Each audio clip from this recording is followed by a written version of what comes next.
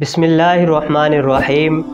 आज का बहुत ही अहम सवाल है कि हज़रत उमर फ़ारूक रज़ी अल्लाह ताला अन्हो को किस वजह से शहीद किया गया था। देखिए, इसका जवाब ये है कि सहाबी रसूल हज़रत मुग़ीरा बिन शोबा रज़ी अल्लाह ताला अन्हो का एक ग़ुलाम था जो मजूसी था और उसका जो असल नाम था वो लोलो था।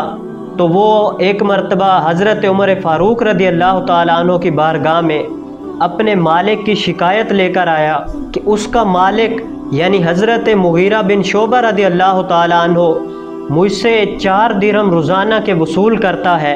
तो हज़रत उमर फ़ारूक रज़ी अल्लाह ताला अन्हो से हज़रत मुग़ीरा बिन शोबा रज़ी अल्लाह ताला अन्हो का ग़ुलाम वो मजूसी आकर कहता है कि आप मेहरबानी फरमाएं, ये 4 दिरहम में से कम करा दीजिए, ये बहुत ज़्यादा हैं। तो हज़रत उमर फ़ारूक रज़ी अल्लाह ताला अन्हो ने उससे फरमाया कि ये 4 दिरहम ज़्यादा तो नहीं है, तो इससे ज़्यादा कमा लेता है। तो हज़रत उमर फ़ारूक रज़ी अल्लाह ताला अन्हो का वो ये जवाब सुनकर आग बगोला हो गया, गुस्से में आ गया और हज़रत उमर फ़ारूक रज़ी अल्लाह ताला अन्हो को उसी वक्त उस बदबख्त ने कत्ल करने का इरादा कर लिया। और उसी वक्त उस बदबख्त ने अपने पास एक ज़हर आलूद खंजर रख लिया।